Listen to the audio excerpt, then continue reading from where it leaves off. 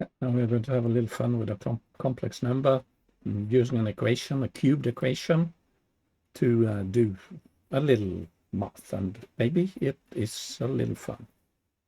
So this is what I prepared. We have a problem. We have an unknown cubed. Should be like a constant cubed. And for simplicity here, simplicity of thought, say this is A is an element of the natural number, positive natural numbers. 0 is trivial here. So it's 1, 2, 3, 4, 5, but it can be any real number, or basically, but that's what we keep. So if we look at it, x equals to a is clearly a solution, I think. A cubed is equal to a cubed. But this is a cubed equation, and as such, there should be two more solutions or roots. And they can't be real. They must be complex. And what are they? And here are several ways of solving an equation like this. So we can do a graphical one. Let's say we move this a little up. The graphical here. Okay, there we have it. There are several ways.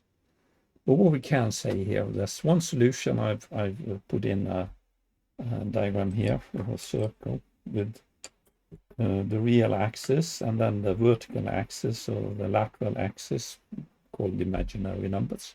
They are real enough, these numbers. And here we have 0 and 360 degrees. And we know A here is the diameter is one solution. And as this is going to be cubed, the solution has to be on this circle somewhere.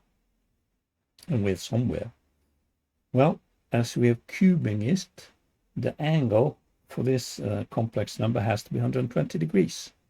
Because we are going to cube it, and 3 times 120 is 360. We have to end up here. And we can do that two ways, in a positive direction and a negative direction. Two solutions, and we can write them on exponential form here, with j, the imaginary indicator, the square root of -1. So this solution here is that. So we end up at 360 degrees, minus 360 plus 360, same location here, 0 degrees, and e to the power of 0 is 1. So then we got a cubed. So that's easy enough. And then we can do a little calculation and say, okay, we want to find what is this number. This is polar form, and what is it in Cartesian coordinates if we look at it like that. So what we can do is we can use Pythagoras, but of course we can do it quickly. Here is 120, there's 60, 60, 60, a, and the normal here is a equals a half equals b squared. But we can say we know that the tangent here is the square root of 3.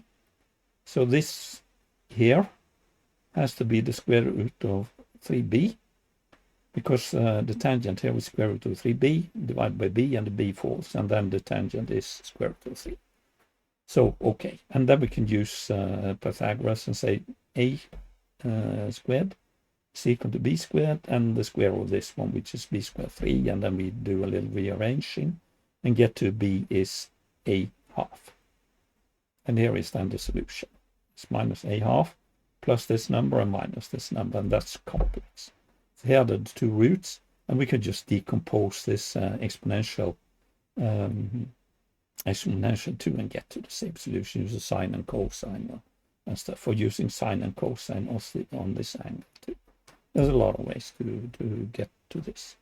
But what we can do now is to do an analytic, and then I think I can see if we can move up and get the entire. Pythagoras was 1. Yeah. Analytical. Yeah, I can move it a little around.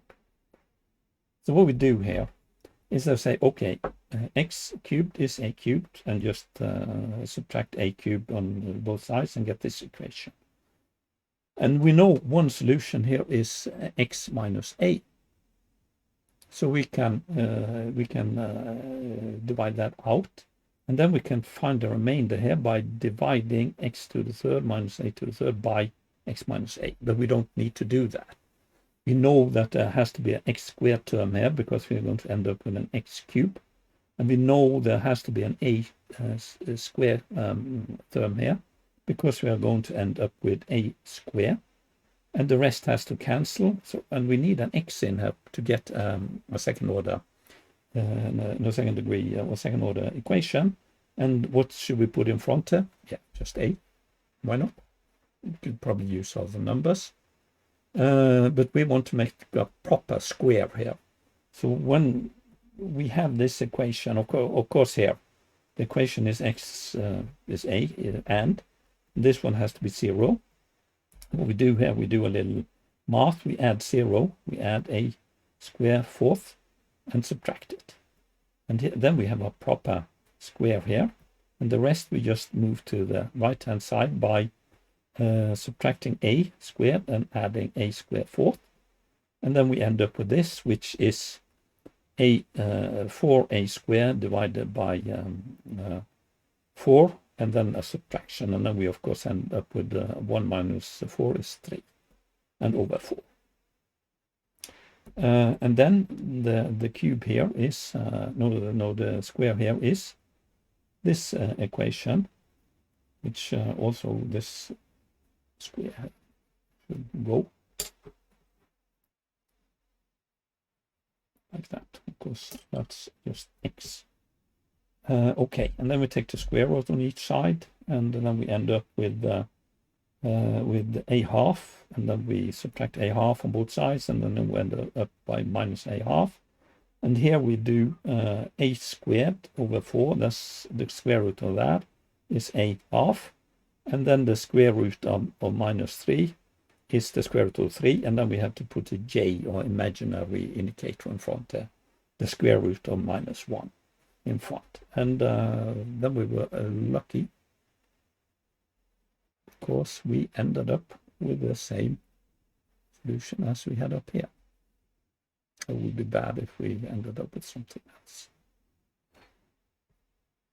Yeah, yes. So analytic, I find, if you look at this, find the graphical one is fast. If you know that the complex number, the e to a complex number is just, when multiplying it by itself, it's just rotating once the same angle. So it's 120, 240, 360 as we are cubing it, and then in both directions. So that's the quickest one. And this one is yeah. And then we did using Pythagoras to find the b, which of course we could just look at the triangle and say the b is a half. But we can do a calculation, do it a hard way, and then we do it a real hard way by the analytical down here, which is, if you want to test yourself, you can take x cubed minus a cubed and divide it by x minus a, and then you will get x squared plus ax plus a to the square. But just looking at it, you can kind of deduct what it has to be. And then just do a little control over here and see that, okay, we end up with x cubed minus a cubed. So we started with the problem up here, there, and did a little math. But of course here you need to know complex numbers to do this calculation. This will be valid then for all a's.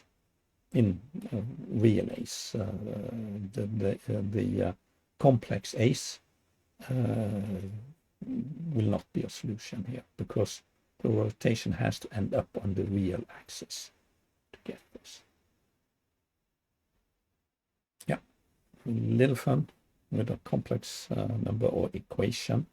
The thing here is to get to the solution in 3 ways.